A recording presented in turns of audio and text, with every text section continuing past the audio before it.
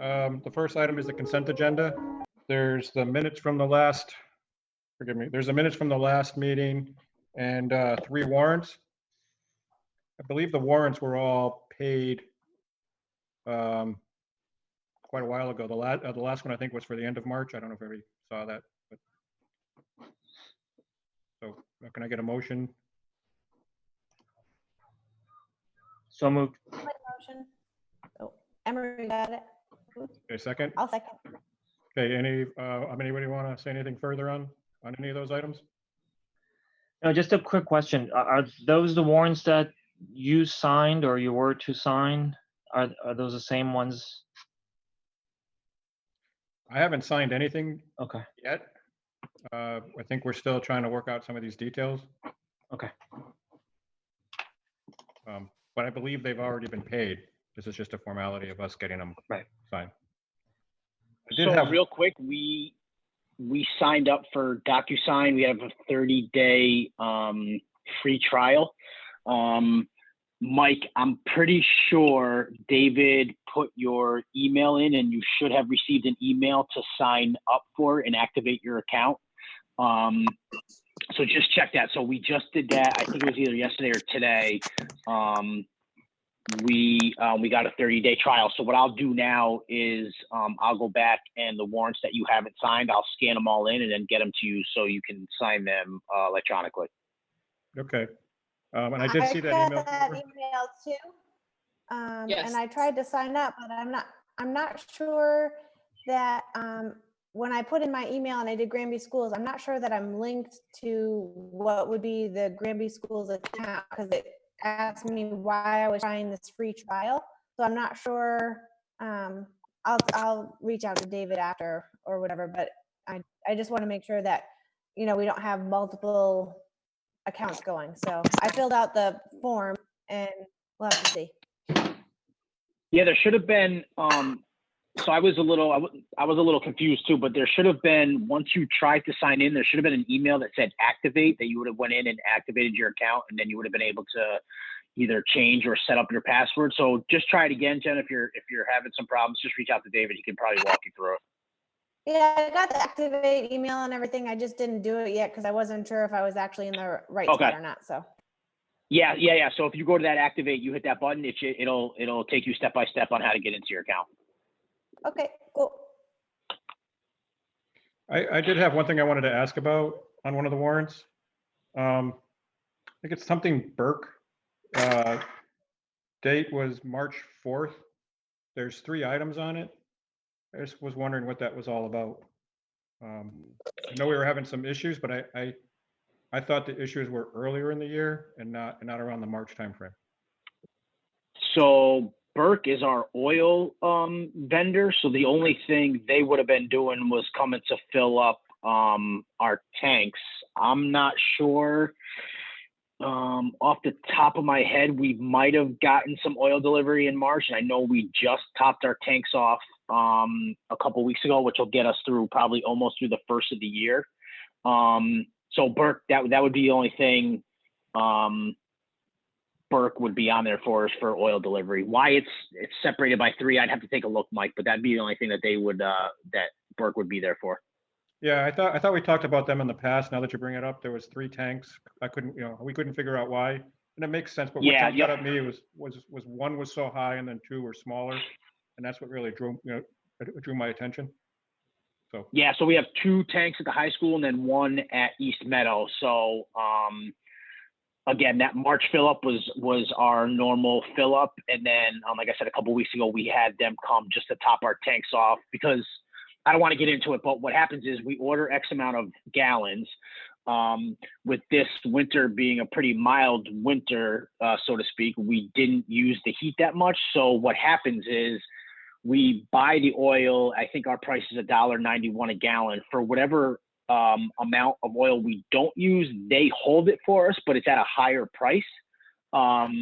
Which we can, there's a point where we can say to them, we don't want that anymore, and they release it from us. So what we try to do is just fill our tanks at the end of the year at that $1.91 price, and then just have them release whatever we have left. Okay, it makes sense. It just jumped out at me. I just thought I'd ask. Yep. So is there anything else on any of these items? All right, so all those who are for it? Aye. Aye. Aye. All those opposed? All right, then the next item, forgive me again. The visitors, do we have people who want to speak? Yeah, we've got a few. All right, you wanna do that for me? I Sure would thing. appreciate it. First one, Jessica Roy. Hi, everyone. Good evening. I hope that everyone is doing well during this time. Puta, hueputa, puta, hueputa, puta, hueputa, puta, hueputa, puta, hueputa. Vamos la hijueputa, perreo hijueputa, hijueputa. Are we being Zoom bombed? I think so. It's Peter.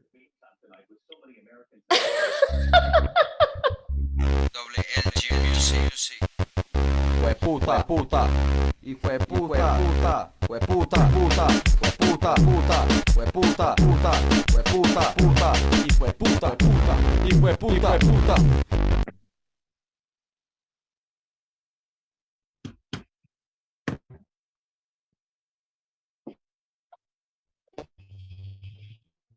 Were we able to mute them?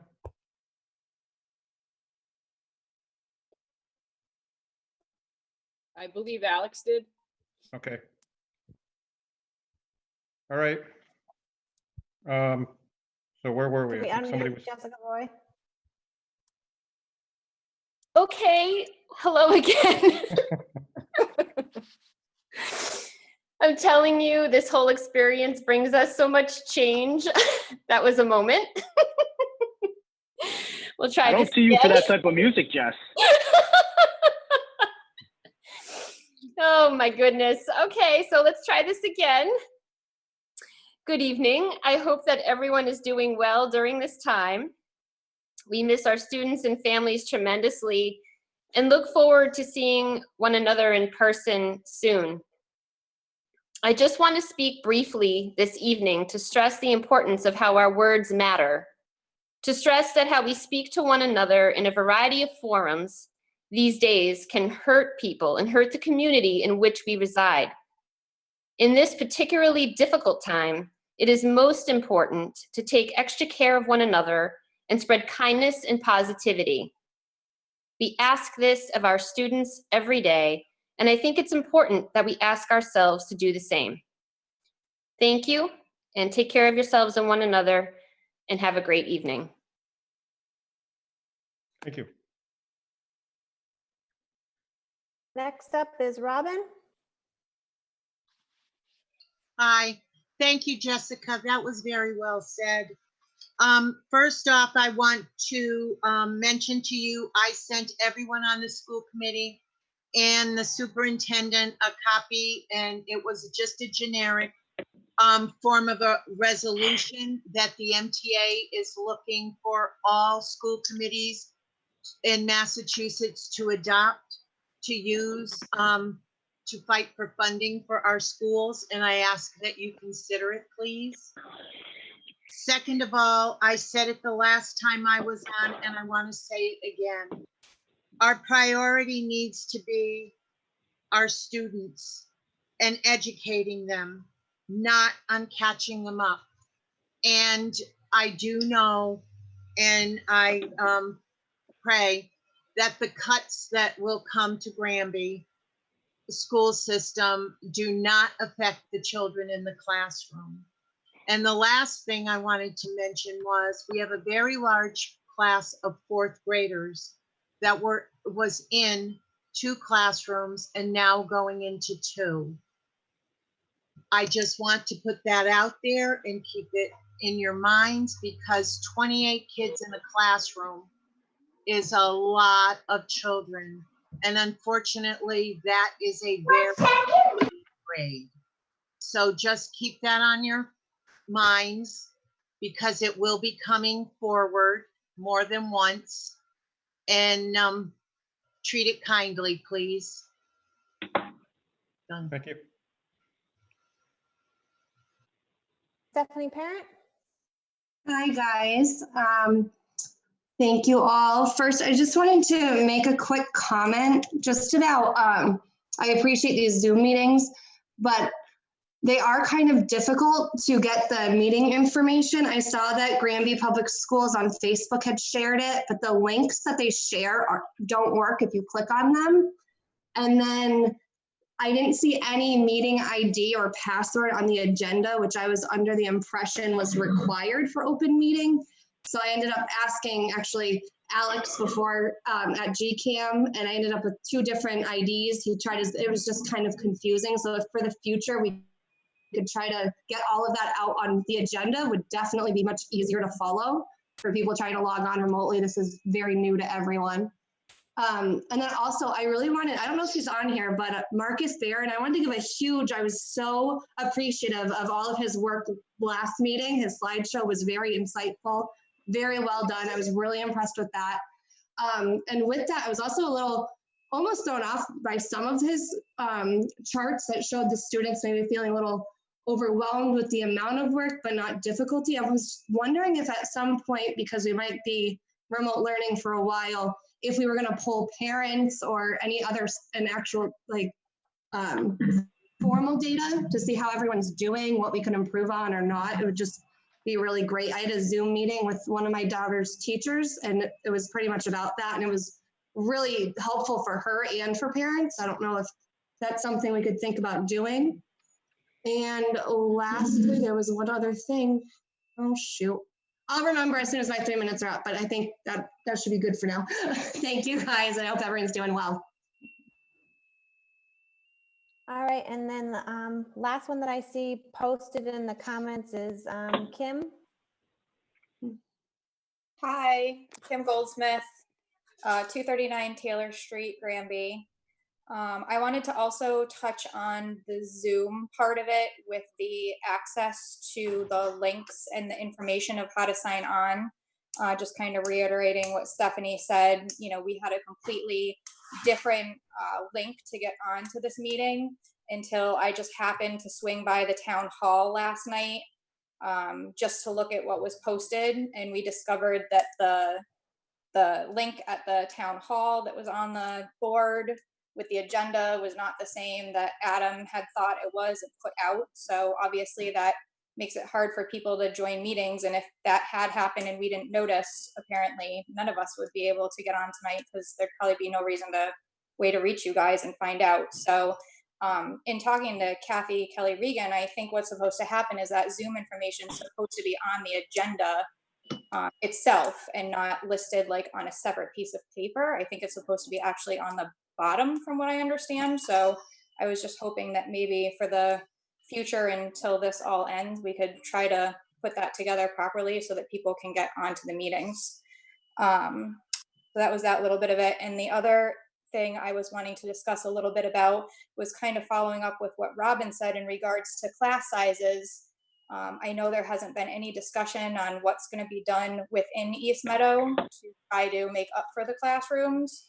I know that the pause in trying to move 6th grade or part of 6th grade or whatever has happened, but there's still in the following weeks, there's been no discussion on what we're going to do actually inside the building. And, you know, also concerning that, you know, 23 school choice children were voted in at a meeting a couple weeks ago.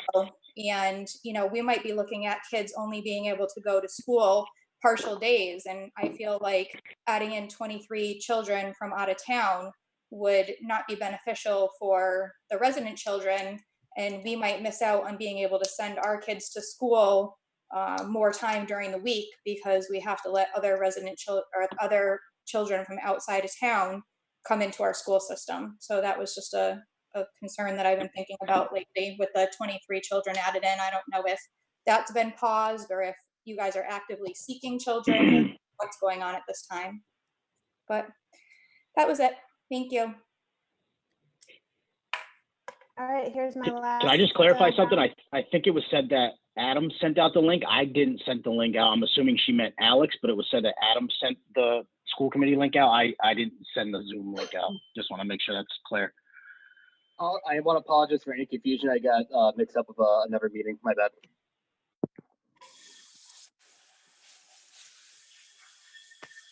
All right, so anybody else for comments, you can either message me in the chat or pop off now if you'd like. Pop off mute. I just would like to make a comment about the school choice. The classes that are large did not get any school choice accepted into them. The classes that were on the smaller side, those were where the seats for school of choice were offered. Plus, we had the outgoing seniors and we needed more children to balance that, or we would end up with a deficit, if I'm not mistaken, and have to go to the town for money.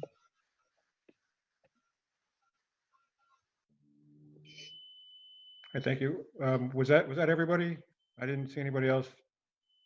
Wait a minute, Charlene, I think just came off a mute. I'm not good at this, so, Nope. okay. That's all I can see, I'm afraid. I'm afraid to do much. My son plays around with this with his Zoom meetings and I can't figure out what to do next, so. Are we ready to move forward? All right, the next item is from Marcus. Now, I don't know if Marcus is on. I did see an M at one point, and I don't know if that was him. So if you're there, Marcus, just let us know. Okay, I'm assuming he's not. So then the next item under new business, new co-ops for next fall for information only.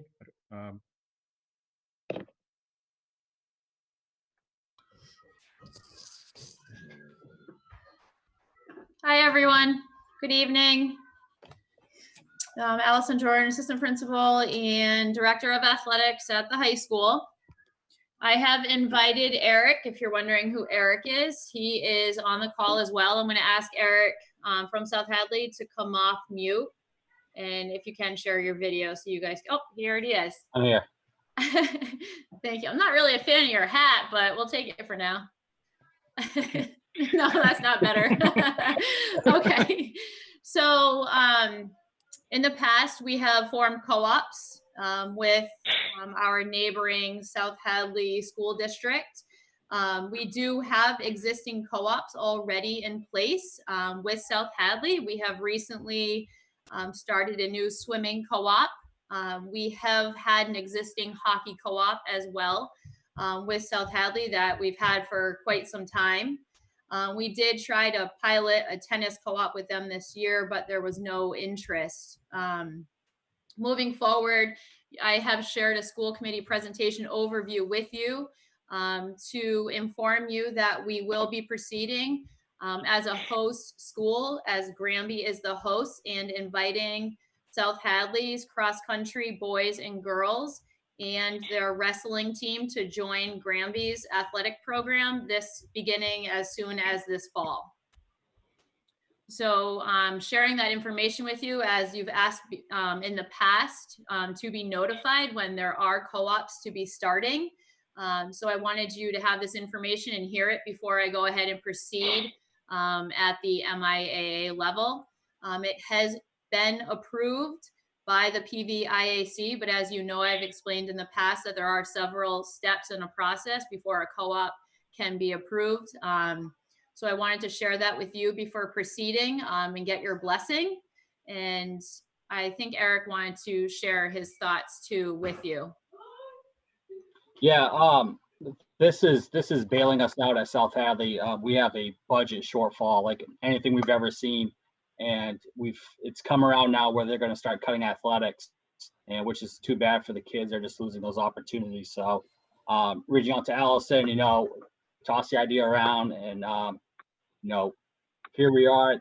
This would help our students out so they don't lose that opportunity, because the kids who do participate in those sports really enjoy those sports. And so this is the best way where, we don't have to lose the program completely, and it's going to help Granby out, just filling roster spots and, hopefully some great athletic success.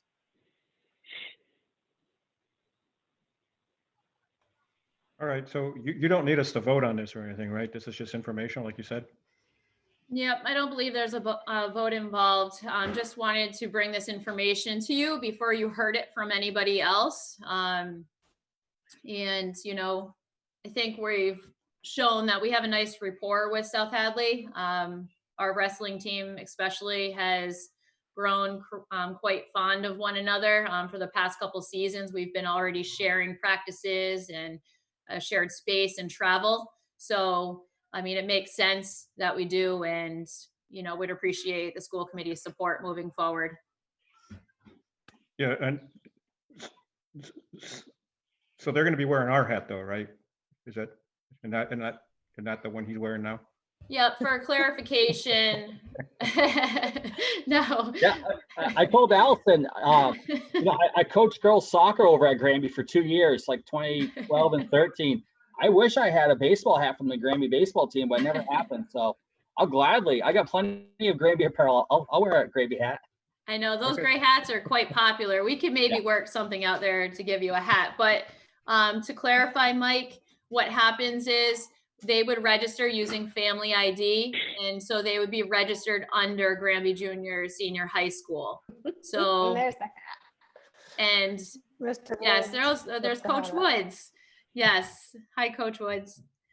There's that hat Eric wants. So I'm gonna go off mute, but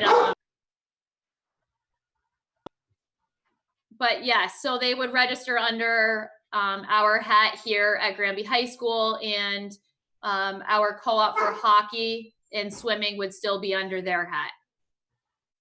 Okay. Did anybody else want to ask anything or bring anything up?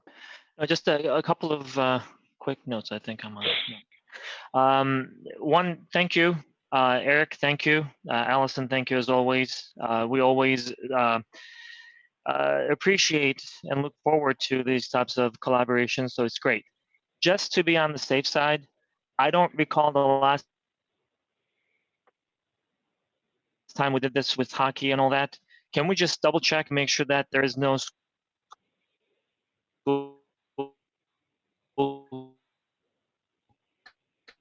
Is he breaking up for anyone else? Yeah, it cut out. Needed for this type of collaboration.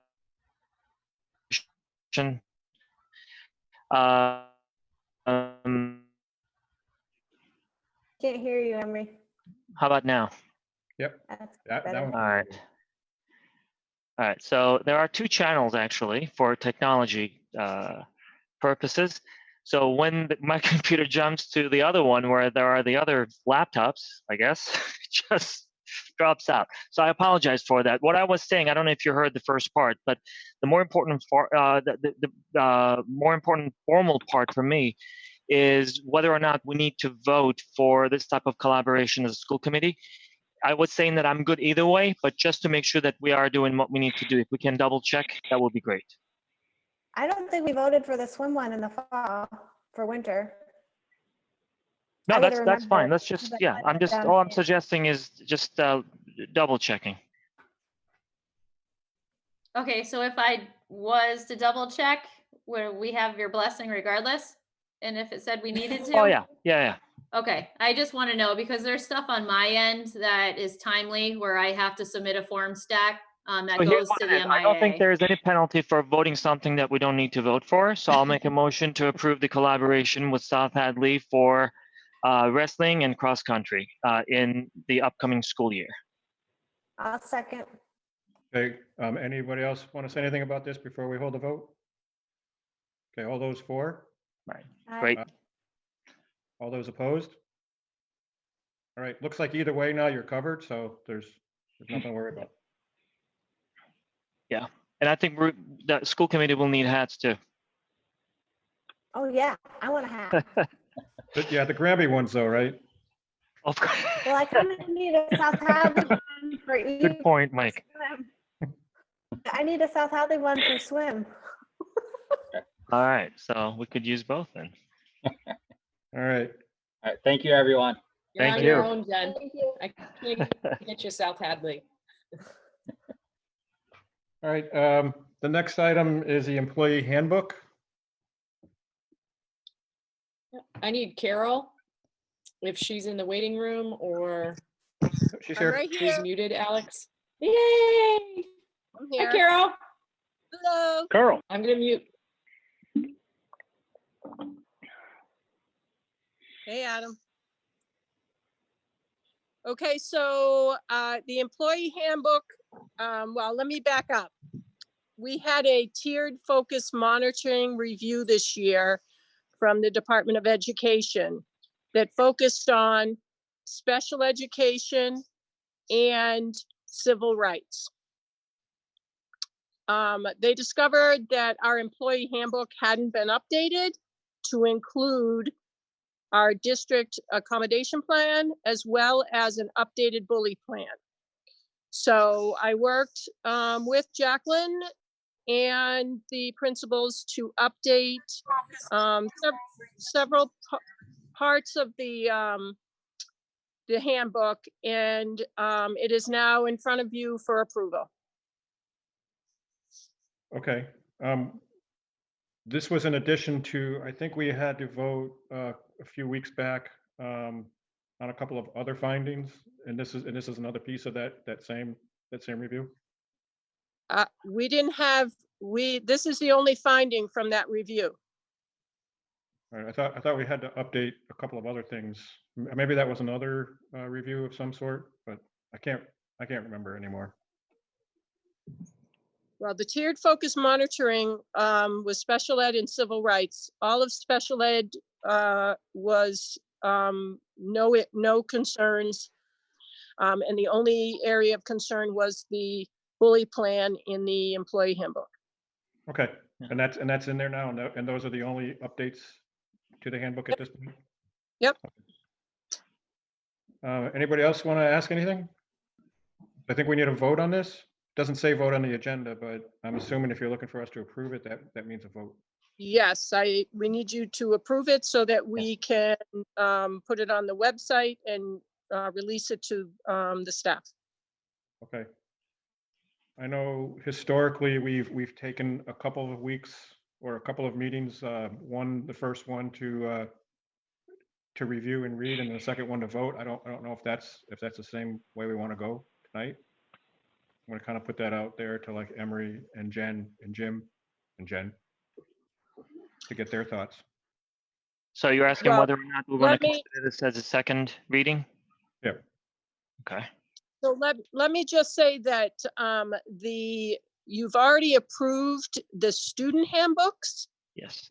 And so the bully plan that it was put in the student handbooks is now in the employee handbook. Okay. And you approved the student handbooks. All right. So So again, I the- think, That was the only addition, was just that piece? That piece and a link to the curriculum accommodation plan. Because the link that was in the original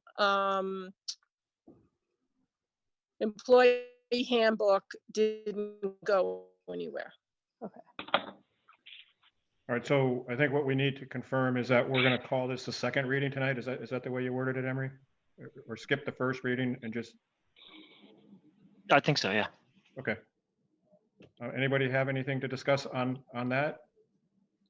All right, have any concerns or any? All right, so can I get a motion to approve? I'll make a motion to approve the updates to the employee handbook for 2019, 2020. I'll second. Okay, again, once again, any other discussion? Okay. All those in I favor? have a quick question. Okay. Go ahead, Go ahead. Jen. So this just brings it in line with, so the student and the employee handbook now match with the bullying plans? That's Yes. really the change, right? And we just, I think that's what we were thinking of, Mike, is that we just approved the student version. Yeah, that was the one Stephen had presented, right? Just there were many changes to that. Yeah. Yeah, okay. So All a quick question from me. So, you know, even my motion was reading based on what we have on the document, saying that 2019, 2020. Do we, I don't recall, but do we make updates to these documents every year, and do we vote on those? I remember the student handbook conversations, but do we have annual So review of employee handbook? we don't do an annual, but there will be changes to the employee handbook because of the policy changes. So once we finish all of the policy and then fully update the employee handbook, you'll vote on the employee handbook as well. Okay. So the reason why I'm asking that is whether we need the dates on them. Is it just memorializing the time frame we approved it for, or does it memorialize the time we approved it at? The time you approved it at. Okay. So for example, if there were no changes necessary, you approved it in 2019, 2020. Okay. It continues until we need to update it again. Makes sense. All right. Good. That's all I have. Thank you. Thank you, Carol. Okay, so all those in favor of Aye. approving? Aye. All those opposed? All right, another unanimous vote. All right. Thank you very much. Thank Have you. a good night. Yeah. You Stay too. safe. You. You too. Next one is Vanpool. MOA. Yep, so I put this in the folder last week along with a document that showed the savings that we would see, or the town would see, once we would enter into this MOA. So what this is agreeing to pay Vanpool, who is our special education transportation provider. We agreed to reimburse them 78% of the costs for April, May, and June. So we got the okay from Chris. Vanpool had already had some generic language drafted from other districts that they had agreements with. So they sent it to me, I forwarded it to our attorneys. They made some minor changes in the language, just some that would protect us in case there was any way we wanted to get out of this. I'd like to vote on it tonight. Again, I put the savings in there too. I'm not sure if anyone has any questions on there. We'd save about, I think it's $17,000 over the next, or for April, May, and June. And then we'd actually have a surplus of about $90,000 in that sped transportation line that would then go back to the town at the end of the year. I'm not sure if anyone has any questions on anything, but we would need to vote the MOA so we can then pay the invoices for Vanpool. Adam, this is not, is any portion of the 78% related to any type of services that were rendered by this, by these folks? Yeah, so at one point I did forget. So actually we agreed in writing to 78%. Actually on the invoices, we may have gotten a little more of a discount, only because, and Vanpool said this at the beginning, as they get more information on money they may be receiving from the CARES Act and all the federal state money because of the pandemic, they will then funnel that down to districts and to us. So I think we agreed at 78%, and I think we were paying 75% for April and May. That information's in your folder. I don't know it off the top of my head. So they will, if they are going to receive some money from the federal government, they will filter that down to the districts that they have agreements with. So I just wanted to make that point clear. Emery, to your So question, it may be so lower again, than 78%, our portion, if they do receive funds from it the could be federal so, government? and it Okay. already, All right. yep, and it already is. The last couple of months, or the invoices that we have, I think it's about 75%. It's on the invoices. I can forward them, but it's actually less than what we agreed to. But to your question, and again, it's that ongoing question of whether we should be paying for services that we don't receive. And yeah, they didn't provide us any services, obviously, for April, May, and June. The way Chris had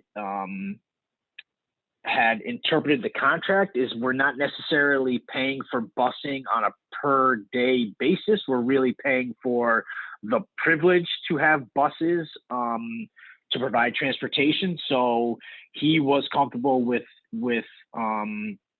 agreeing with our vendors to pay a portion of the contract for services that haven't been rendered. So this sheet you have in there, is this what we save or is this what we pay? The total? Yep, so the sheet that is in there, the breakdown that is in there, let me just bring it up real quick. See it in there by So month. you'll see so you'll see the adjusted total. That's what we'll end up paying for the April, May, and June is about $50,000. That might be adjusted, that amount. When I received this in the beginning of May, this is what the amount was. What we would have been paying if they were providing 100% service would have been that $67,438 number. So we're paying about $50,000 over April, May, and June. That might be adjusted. So as of now, that's the number. It might be adjusted based on what Vanpool receives in federal money. So then I have two more questions. Overall, I thought I keep seeing kind of, and maybe this is just me because I confuse things, but shifting numbers as far as the overall savings at the end of the year due to busing overall, not just the sped busing, but first student also. Do you know where we sit with, like, how much are we going to have not spent if we pay these amounts? Yep. So I know for Vanpool is we'll have a surplus, a savings of about $90,000 based on the article that was voted on at town meeting last year. So I know for the sped transportation, it'd be around that amount.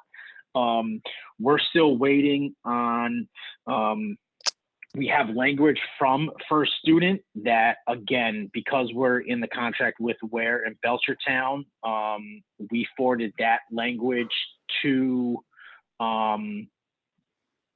Fred and our attorneys, and we're waiting to get that back. And then we'll move forward with First Student. Right as of now, I don't know what that savings will be until we get that back. We agreed upon 42% with First Student, but I don't want to do anything until we know, until we have that MOA signed and it's executed. So for right now, I know for Vanpool, we'll have a savings of about $90,000 that can go back to the town. Okay, so that leaves another question. So I still have two more. One, the first one now is a follow-up. If we're going to have a surplus of 90,000, that's a little more, or I'm sorry, a little less than half more. So it's another $40,000 that's not listed on the sheet. Was that from earlier in the year? We didn't use them as much as we had thought we would. Like, where did that part of the surplus come from? Yeah, so I'd have to look into those details to get you that answer. I'm not sure right now, but I can certainly give you that information, Mike. Okay, I just want, so the reason I'm asking that is because it doesn't look like, if we've already saved, like almost half of what we were saving now for most of the school year, what would our school year have looked like without this? Yeah. So the amount that was approved back in June for this year, I think was a little over $300,000, and it's all based on routes for our special education students. So that it's a projection. We'd like it to be close, but it's a projection. I'm not sure what changed throughout the year and why we would have some surplus, but I can certainly look into that and get you the answer. Okay. And then the last thing is this money that we do give them, do we know where they're going to spend it? Like, is it going to their staff, or is it just we're going to give it to them and whatever they pay, they pay? So I know for First Student, we encourage them to use the 42% that we were going to pay to cover their fixed costs, whatever those may be. and to keep their drivers out on unemployment. For Vanpool, similarly, it's for fixed costs. There's some districts, I want to say, actually it's Ware or Belchertown, that Vanpool is still delivering meals for them. And that's how they're kind of getting around. They're paying 100% of their contract because Vanpool is essentially still working for them. And I have all of the details. I think the contract language is in there, but I have the details, the negotiations that went into this percentage that I can certainly share with the committee too. Okay, that was it for my questions. I don't know if anybody else has any. I just hope that going forward we have better rules around these negotiations, and like Mike's question, why we are, for instance, paying such percentage of the contract, when we know that when the time comes, we're not going to have the same sympathy when we need the funds to be able to do certain things. Like, Robin was saying early on, we're going to need those funds for our students. Hopefully we can have the same sympathetic conversations around budget time. That's all I have to say. And I know I'm not really pointing fingers at anyone. I know that we are doing our best as members of our communities to make sure that we do what you just shared, Adam, to make sure that, folks who are providing services to our school district, they are employed and all that.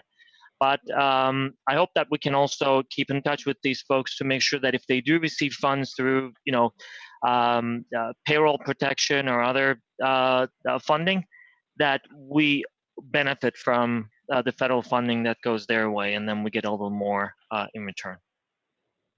Yeah, and Vanpool, they've been great, and obviously they're a smaller operation, obviously compared to First Student, and I've been talking to their CEO,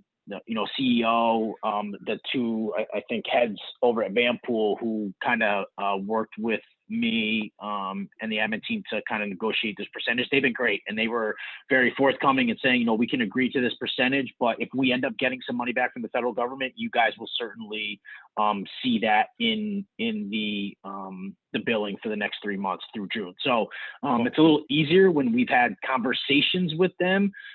As you guys know, First Student is such a large operation, and they provide a lot of regular day transportation for districts throughout the state. So there are districts throughout the state, and Springfield's one of them, that's just not paying First Student for the rest of the year. They're just not going to pay them because they aren't providing services. There's other districts that are going to pay them as if they were providing services, and there's some districts that fall in between there. Again, because there's such a big operations and there's a few, different regions in the state, it's hard for everyone to kind of come up to a similar agreement with First Student. So being able to have a personal relationship with Vanpool certainly helped us out in this situation. Yeah. And thank you. And that's, even though my message was behind some veil, to make it clear, it's not what we're trying to do. It's that in the example that you just shared, the state's guidance was completely off on some of these things. I know that this whole crisis caught all of us off guard. That's fine. But in terms of, some rules applying here, not there, and just leaving all these conversations and negotiations to the goodwill of school districts, I don't think it is really good governance on their part. Of course, I'm not sure that a lot will change in the near term, but I'm hoping that at least, looking forward, we can be better prepared for situations like this. Yeah, and I totally agree. And honestly, not to defend First Student, but why, I'm providing transportation throughout the state. Why is it okay for one district not to pay me, but it's okay for another district to pay me, whatever that may be? Why is that okay? That's not fair to them. In our defense, obviously, we're gonna, we negotiated at the lowest rate possible, so it's good for us. But yeah, I can understand if they'd be frustrated too. Why would one district pay us and not the other? It doesn't make any sense. Right. So. Yeah, again, it obviously did catch everyone by surprise. There were a few things probably weren't handled, the best way possible, unfortunately, but we're trying to make the best of it. So again, Vanpool, we agreed in terms, and now once you guys vote on it and approve it, we'll get that rolling. And First Student, we're still waiting for that language just to be reviewed and approved by our attorneys. Yeah, and I can imagine that this didn't take some negotiation and a lot of conversations. So thank you and whoever else was involved in those conversations. Thank you. Yep, welcome. And do we have it in writing that it would, if they get money back, it'll be less than the 78%, or is that just a verbal thing?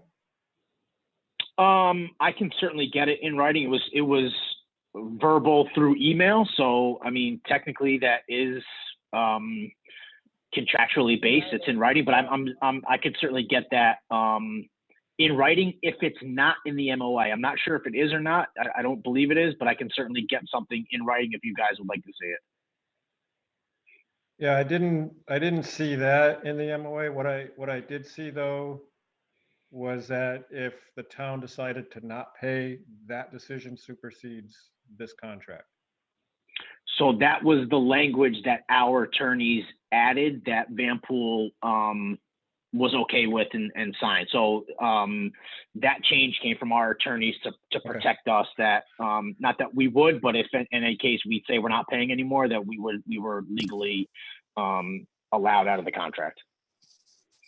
Okay, yeah, because that was like the last paragraph. All right. Yeah. Yep. And Jim, I think you were going to say something. I was just going to point that out because it seems like the chief financial officer almost expected that hey, if you can't give it, as you've already said, Adam, you can't pay when services haven't been provided. He almost was expecting that as a possibility. Again, and I was very forthcoming with them a couple months ago. Again, when the guidance was kind of iffy from the state on, yeah, you can pay. If you don't pay, it's okay, but you should pay to keep these vendors in business. And we were very clear with them that, listen, as of right now, we aren't going to pay you guys for your services. As unfortunate as it is, our plan is to not pay you guys. And they understood. They certainly understood. So it was kind of good that Chris interpreted the contract the way that he did and thought it was the right thing to do to provide them some reimbursement for their services. So they were grateful, to say the least, that we were willing to work with them and help them out. And again, they said if whatever happens with the CARES money, if they see some type of reimbursement on their end, it'll certainly we'll see it on some adjustments at the end of June. So. Okay, that's only fair. Thank you. You're welcome.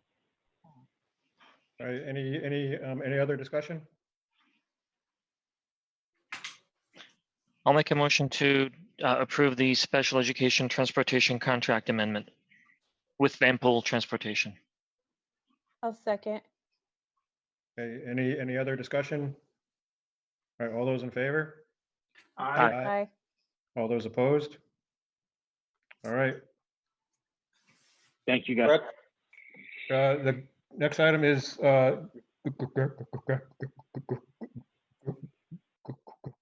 graduation update. I think that's Mr. Sullivan. Oh, there he goes. Hi, everybody. How are you tonight? Hi, Steve. Good, Steve. How are you? Good, thank you. I just wanted to kind of provide a brief update and answer maybe some questions that people might have in terms of graduation. As we all know, at this point on April 21st, the governor closed schools for the remainder of the school year. I think even up to that date, we were kind of keeping our fingers crossed that we would be able to have some sort of traditional close to the school year, including graduation. That became somewhat unrealistic at that point. So I worked with Cheryl a little bit, and pretty much that night I reached out to students, parents, and staff to establish a graduation work group. I got a great response from more people than I was able to have as part of a work group. I felt it was important that We had a variety of stakeholders, but also wanted to keep the number manageable. I think we all know once groups get too big, then it can be even more of a challenge just keeping that group focused. But this has been a great group to work with. We have 9 students, 9 seniors are on the work group. We have 6 faculty members and 6 parents. We met about a week after that was our first meeting. We've met every week since, at least once. We've also had some, we broke the work group up to produce some proposals at one point. So there have been additional group meetings for members as well beyond our whole group meetings. One of the first things that we did was we established an email address that people could share ideas with us that we could look at. So we were accepting input beyond that group of 21. That was all posted on the junior senior high school website. I think the day after, Jackie had it posted on the website the day after our first meeting. We've since gone through each of those ideas. We discussed pros and cons. Then, like I said, we broke the whole work group up into small work groups. There were 4. Each of them had a parent, a student, and a faculty member. And they came back to the whole group and they presented a plan A and a plan B for their graduation. And we've talked about a lot of things, but I think really after that first meeting, we all turned our attention to graduation. We talked about prom, we talked about senior night, senior banquet, all those things. But I think graduation was what most people were concerned about. It was made pretty clear by the students that there were 2 things really that they wanted from this. One, they wanted something where there was something where they could celebrate each other and with family. So we talked about parades and things like that. And I think overall they just felt those were a little too impersonal and they wouldn't be able to celebrate each other in a parade. And they wanted to stick with that June 13th date, which was our originally scheduled date. So with those specific things in mind, those work groups came back and they provided us with some variety in terms of details, but I was somewhat surprised. They came back with really 2 very similar options, drive-in style options, and the 2 options, one of the major differences was where they would be held. One being at the junior senior high school, and one at Dufresne Park. And there was also some talk about a virtual graduation, but the students on the work group didn't feel as though that was personal enough. After the groups presented, we created a survey, myself and the students on the group created a survey, and we sent it to the entire senior class. The entire senior class voted, and they clearly liked the drive-in idea much better than the virtual. They, for all intents and purposes, eliminated the virtual option. They took that off the table. And to make it even more challenging, they split the Dufresne Park and junior senior high school option literally right down the middle. So we made a recommendation to the superintendent on last Friday. Her and I have spoken a few times since. I think our recommendation was that we proceed with a drive-in style graduation ceremony. Of course, like following social distancing practices, appropriate social distancing practices. We're bringing it to the school committee first, of course. But with everybody here's blessing, I would like to bring it to the Board of Health. I believe their next meeting is next week, just to make sure we have their stamp of approval. And after talking to the superintendent, I think as great as Dufresne Park would be, and I think there's some advantages Dufresne Park has that we don't have at the junior senior high school, we feel the best option would be the junior senior high school because of some of the logistics, and really having it in our own backyard, I think, takes some other variables off the table. Another thing that I can't really pull my attention away from is in the event of rain. We're planning this to be a rain or shine event, and I worry a little bit if we had rain, even the days leading up to the graduation, that Dufresne Park could be challenging in terms of mud and things like that. So we have a couple other things planned that we're trying to do on campus, and I think this would be an extension of our efforts to celebrate this class. I think that's our largest goal is this class, as all of our students have had so much taken away from them. And our seniors are really mature and they understand that this is no one's fault, but it doesn't make them feel any better that they're missing out on this rite of passage, that this tradition that they've seen their predecessors go through in previous classes. And I think that's really important to them, and we wanted to kind of give them something that is memorable, that can produce positive memories for them as well. And I think we're inching closer. I think with your blessing, we'll be able to start getting to some details. Some things we've discussed are the potential for only 2 cars per family. We're looking into students being able to be in seats at appropriate social distances rather than them having to stay in their cars for the whole ceremony. We're looking for FM transmitters so that it can be broadcast to people's cars. We tested out speaker systems today. We made sure we had enough parking today. We're getting quotes for tents and things like that we can have on campus. And being on campus, we just have a little bit more control of it.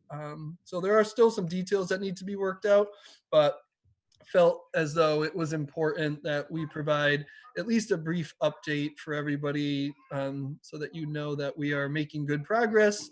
I think it's been an inclusive process, and really appreciate the team members. I would like to acknowledge all of them, but I'll pause now for any questions that people might have.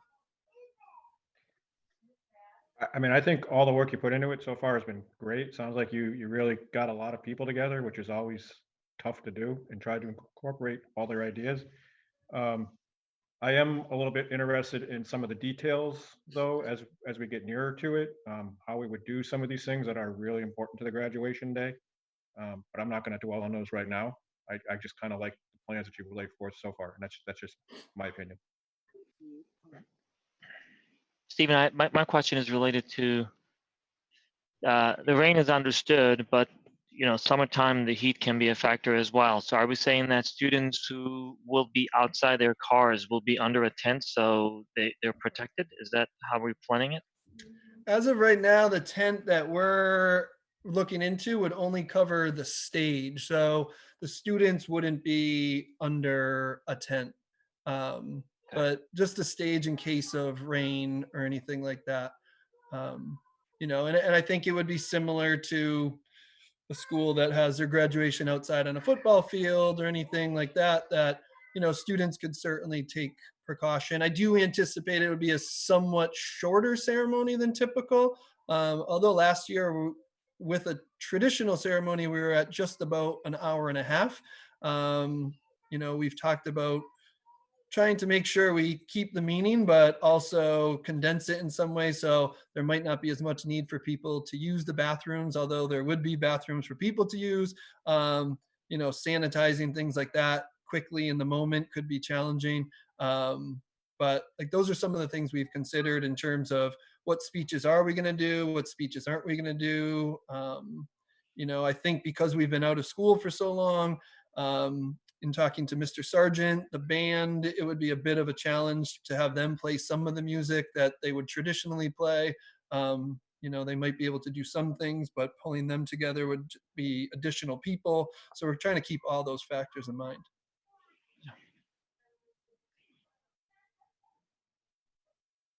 All right, anybody else want to ask or say anything? No, I'll second what you said. For my final comment on this, it looks like there is a lot of work that went into it on your part and on the part of all those who participated in the process. Very thoughtful. You explored all the options. So thank you very much for that, because I think we'll agree that this is an important rite of passage. They are missing on some of the other traditional elements of their senior year, but I'm happy to hear that they will hopefully have a good graduation ceremony.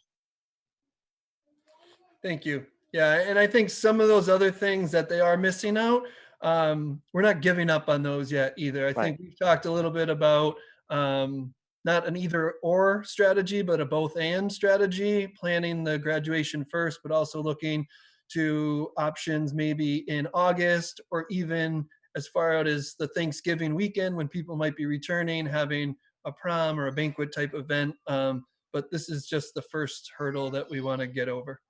I think there's a 20-year grace period for a prom, so we should be able to do it.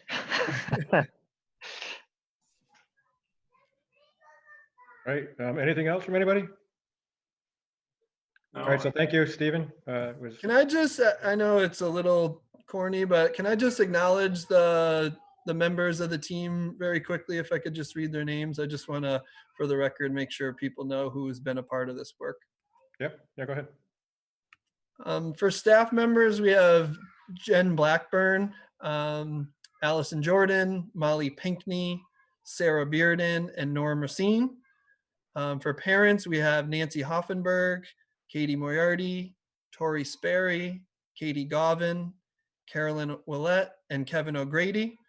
And for students, we have Amir Karamshahi, Audrey O'Connor, Braden Dwinell, Carol LeBlanc, Celia Heward, Jordan Healy, Kaylin Croto, Paige Parlingus, and Shannon Tremblay. So want to make sure that I thank them because they put in a lot of the work, working in small groups. It's really their ideas. And I think everyone's agreed that we want the students to drive this process. And in addition to our full group meetings, the students, the 9 students and I have met before every full group meeting and then sometimes after every group full meeting to kind of hammer out some additional details and things like that. And they've really been a pleasure to work with. I appreciate their input and feedback throughout. So thank you to all of them. Thank you all. Yeah, thank you.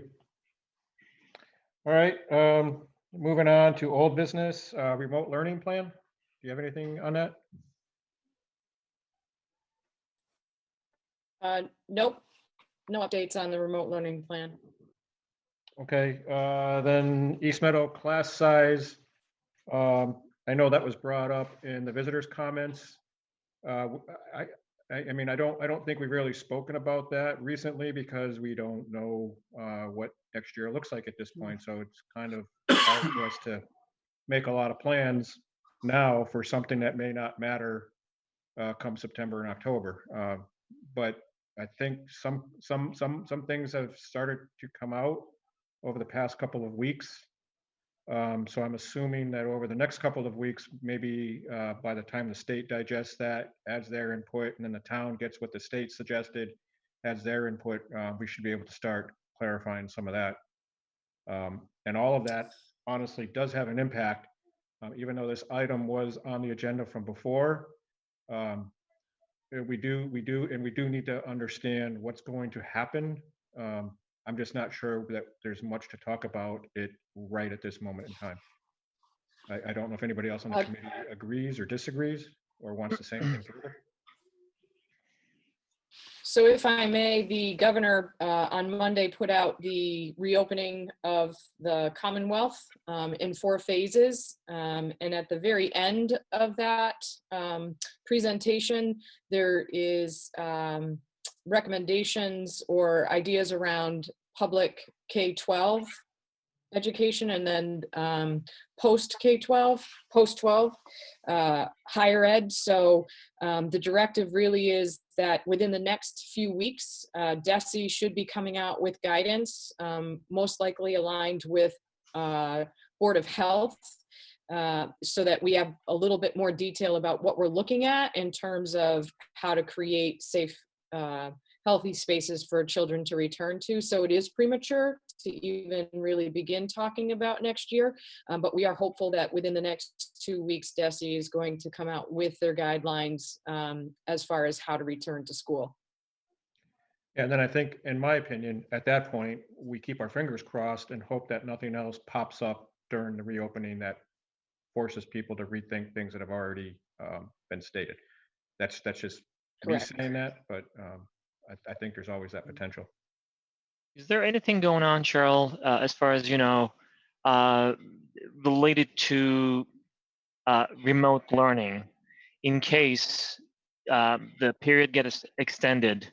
So you know, this came very suddenly, and I think I asked the question at a previous meeting whether DESE had any plans or they were considering anything.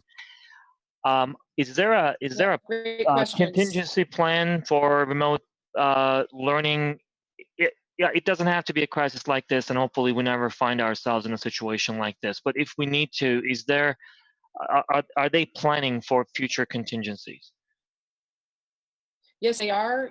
DESE is actually doing a couple of work groups, one particularly around developing curriculum that is, I guess, remote friendly, and what that looks like. You know, basically everybody flipped the switch and went to remote learning with the curriculum that they had in place. Right. And then DESE came out and said, these are the power standards that we really want you to address moving forward.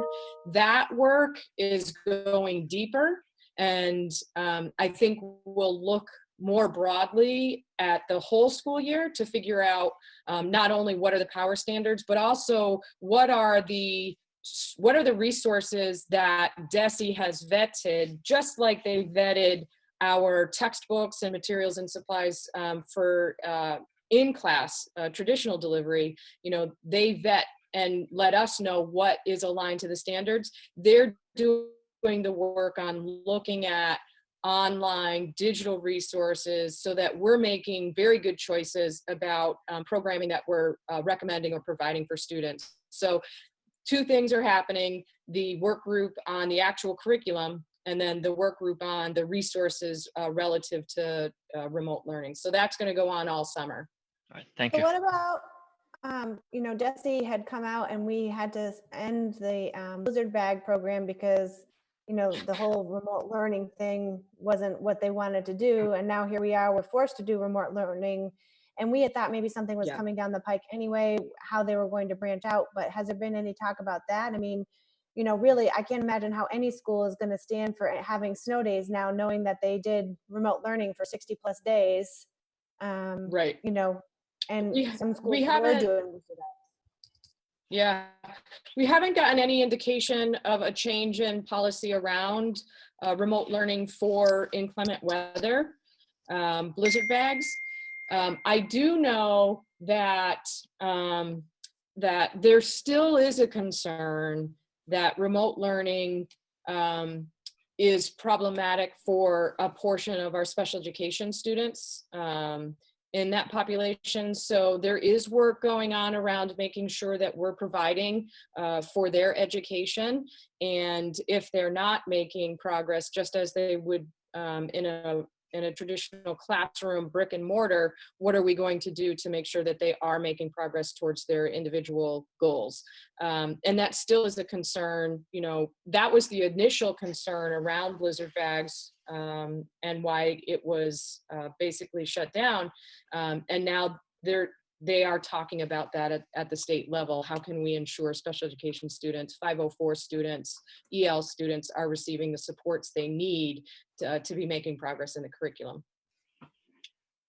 So another topic, I think, while we're kind of talking about this, it would be nice if the state or maybe even CES, and I don't know if that's something CES would get involved in, but coming up with a list of apps and tools that we could use, and making sure, because I know we've spent a lot of time trying to vet these ourselves, but it would have been nice to have the state or somebody else kind of vet, say, these 8 apps are similar, they're all good as far as we're concerned, so that you didn't, or our staff didn't have to do all that research.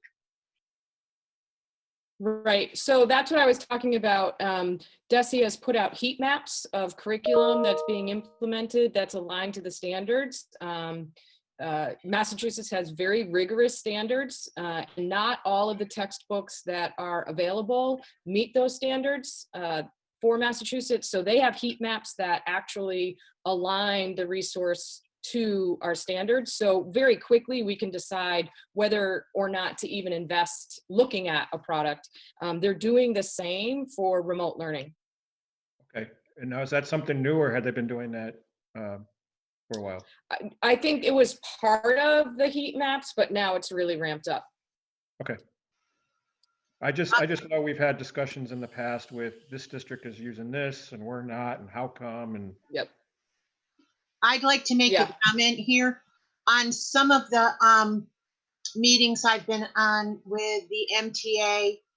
It has been brought up by other presidents, a lot of inequity in the learning, because in your larger cities, you have, how do I want to say it?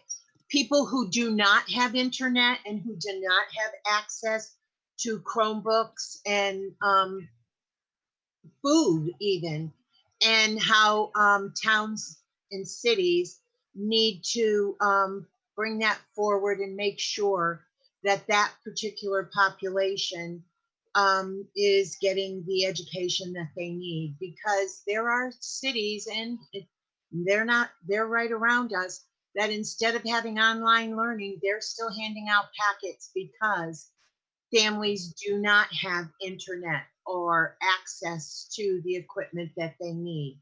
So that's another thing that will be in DESI's remote learning plan. All right, thank you. Anybody else want to jump in on this?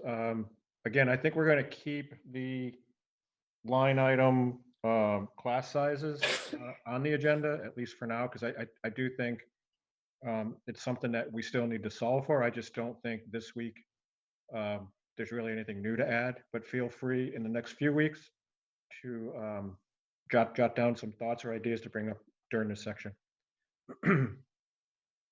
That being said, stand-in reports. Cheryl, did you have something? Mute. Okay, I do, and actually it's a request of the school committee.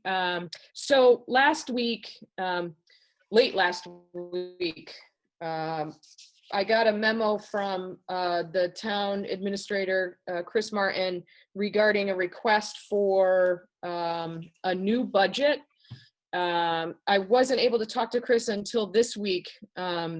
So because the legislature and the governor have not put out new numbers, and the revenue forecast is so poor, most municipalities, including Granby, are going to a 1/12 budget, which means they budget 1/12, but it's based on FY20 numbers.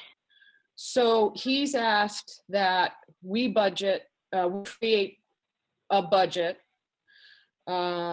that is based off of FY20, and that we also do a 2% reduction to that, and we create a second budget that's a 5% reduction to that. Now, I've been pretty clear that in 2008, when the recession hit, that a couple of things happened. Federal stimulus money came. Granby received about $500,000 for 2 to 3 years, and really got us as the school department through that recession. I would anticipate that kind of funding coming again. So I don't want to create hysteria, but I do want to meet the request of Chris. The other thing in 2008 is that Chapter 70 and net school spending were not reduced. And so Chris and I have had several conversations about that. The problem is we just don't know. There's no indication coming out of DESI or the legislature whether Chapter 70 or net school spending are going to be adjusted. If you remember, our net school spending this year went up about 200, correct me if I'm wrong, Adam, about 250,000. Yeah, about that. Yeah, I think it was like 243 to be exact. Right. So that's our FY21 number.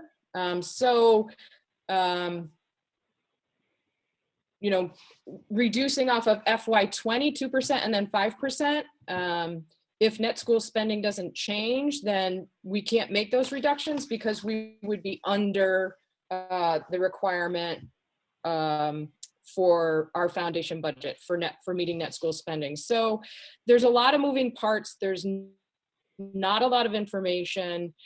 So what I would ask is for us to check our schedules for perhaps next Tuesday night, if we might be able to meet and just approve what the leadership team comes up with in terms of reductions to FY20 as a 2% 5%. I don't want to move that forward to Chris without the school committee seeing that, but I also don't want to panic people either, because those reductions are going to be significant. Yeah. So this, what you're proposing with these reductions wouldn't necessarily even take effect, right? They're just a proposed budget. Correct. Okay.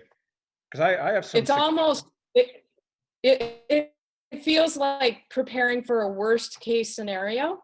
And we've done a lot of hard work in the budget with the community, trying to be transparent. I understand Chris's perspective in having to plan for this, but I don't want to create a panic in the community that, what we recommend, in terms of trying to present a balanced 1/12 budget is actually what will happen.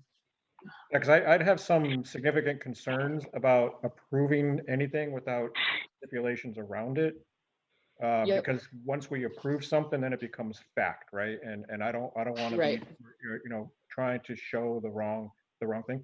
I honestly think that even the 3 months of 1/12 is probably not going to be enough to get us where we need, where we have all the information that we need to make a solid budget.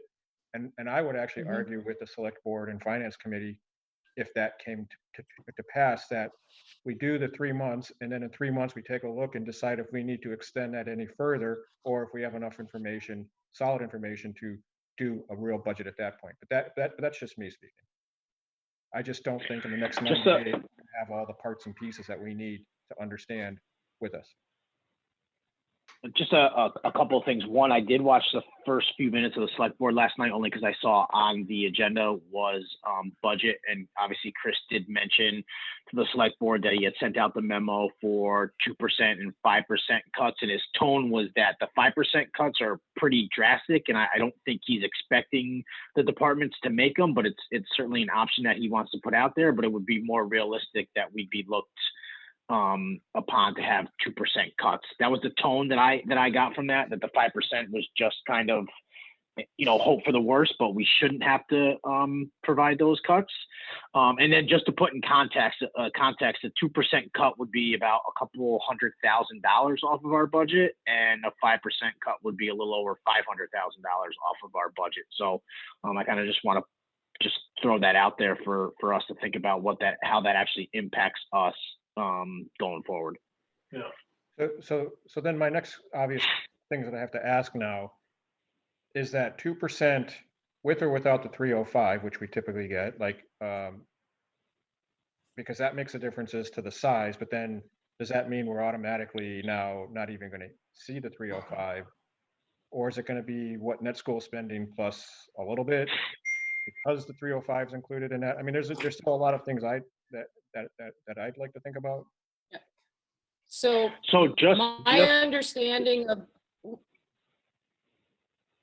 my understanding of the request is that it is 2% reduction to your FY20 budget, which included the 305.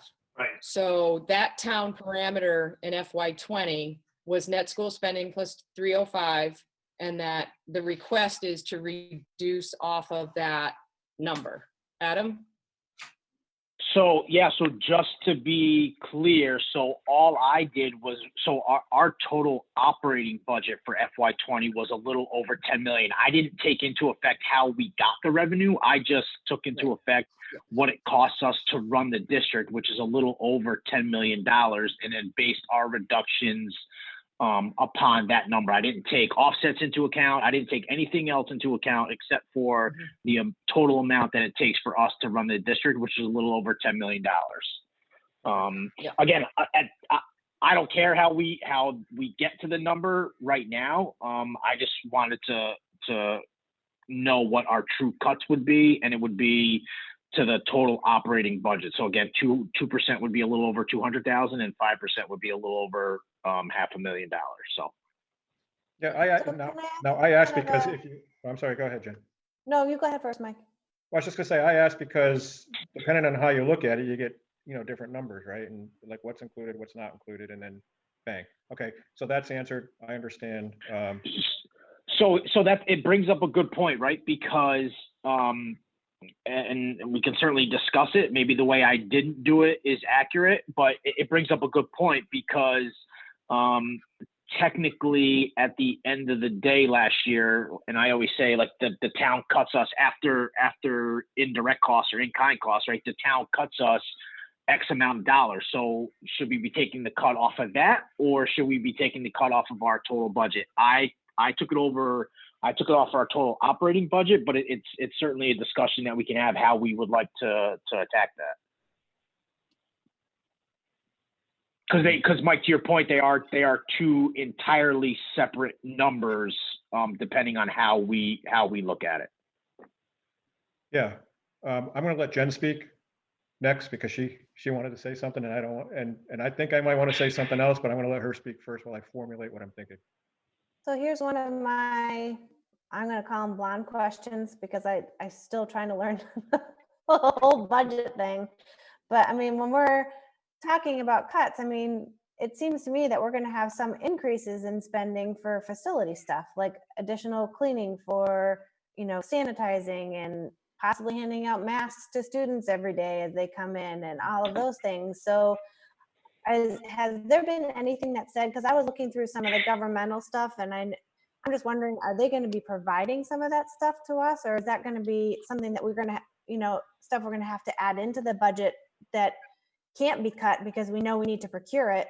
And should we be looking at some of that stuff now before, costs go up? And I don't know, because maybe not, because maybe we won't be going back to school, but.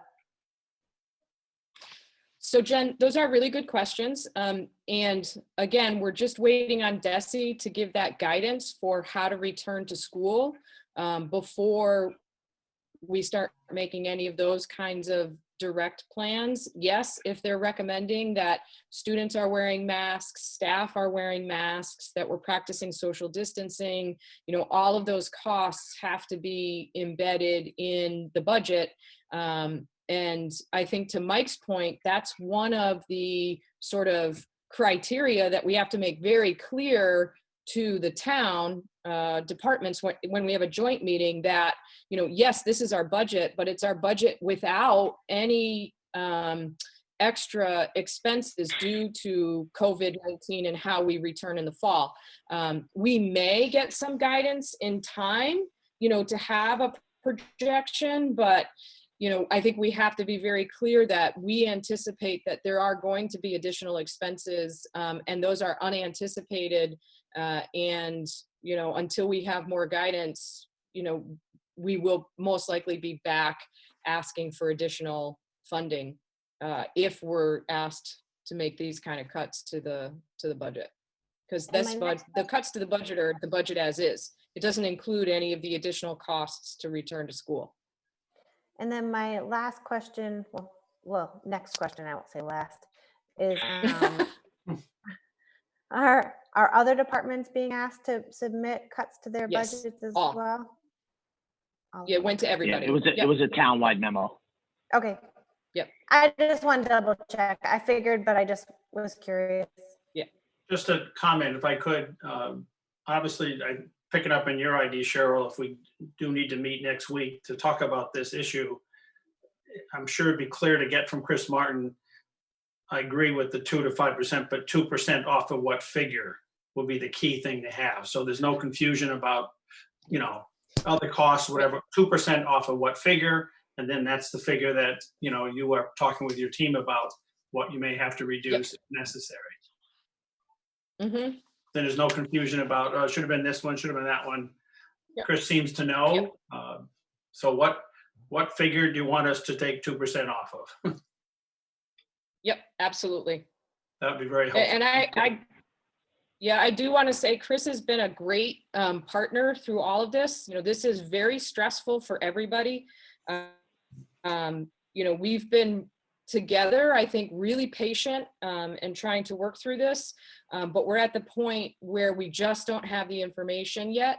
And we do have to start planning based on what we're hearing in terms of revenue reductions, municipal reductions, the lack of unrestricted government aid, all of those things that, you can anticipate that the legislature would be looking at to reduce to balance a budget when the revenue looks so poor. Right. So. Good. Yeah, I just hope that we understand as a group, I mean, a larger group, that I think the worst thing we can do is rush into something, not, to have something done and not make sure that we have all, everything, not make sure that we know everything that we need to know before we finalize anything hard. Right. I mean, that's just my opinion. Did anybody else want to say anything? Jen, Emery? Are people able to meet next week, perhaps next Tuesday? Tuesday work for me. Usual time? Same time? Yep. And we don't go out anymore?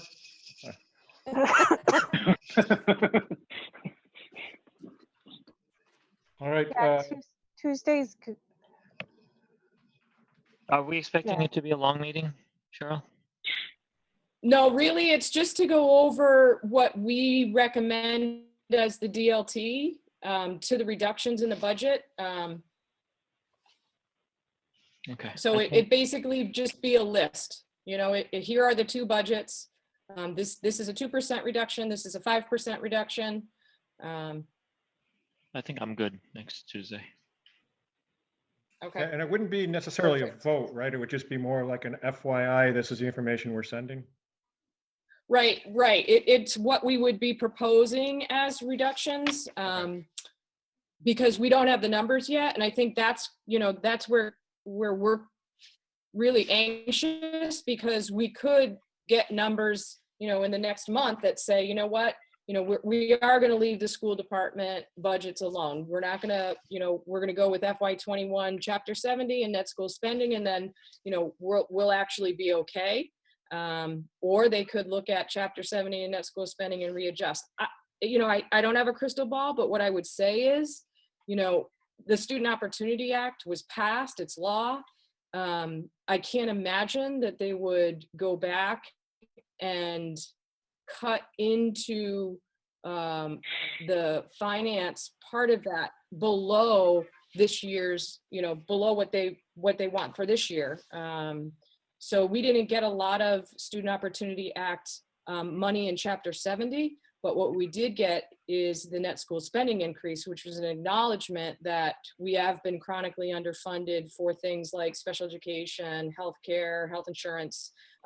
So for them to go back on that, that's going to be very problematic for many districts like us, but also, some of the larger districts that looked at large increases to Chapter 70. So like I said, I don't have a crystal ball, but I don't see it happening. But I understand Chris's concern, and unfortunately, we have to be prepared for that worst case scenario. Okay. And then Adam, do you have a report? I don't, but as far as FY21, we obviously talked about that. We just had a warrant today, so if we can meet Tuesday, I can, before we get into the FY21 talks, I can go over where we're at for this current fiscal year and have those discussions next Tuesday. Okay. Jen, did you say it was the end of the month you were going to meet with CES? Yes, and I sent out an email regarding our conversation last week. about the extra funding. So that's a discussion that we're gonna have, that all the towns, see if the collaborative can create a grant for the surrounding towns. So we'll discuss that. It's our meeting's next week. I think I got to the bottom of the agenda, and I'm scared because it's only 8 o'clock. Did I miss anything? You covered it, Mike. All right. Did anybody have anything that they wanted to share at this point? Or I'll also take, the motions to adjourn. If somebody- So are we on for next? Are we on for next Tuesday? Just want to make sure that we're on for next Tuesday, 6:30. That's my understanding. Okay. So I made the motion to adjourn. Is there a second? Second. Is Jacqueline on? I saw her name earlier. Name is there, yeah. You're on? Okay, can you make sure that you and I post that agenda tomorrow? I'm sorry? Can you make sure that we post that agenda tomorrow for next Tuesday? Sure. And have that Thank Zoom you. information on the bottom. Yeah. Okay. Okay, and I think I heard 2 motions. One. All right, so all those in favor? Aye. All those opposed? Great. See you all next Tuesday. Yeah. Have a good night, everyone. Thank you.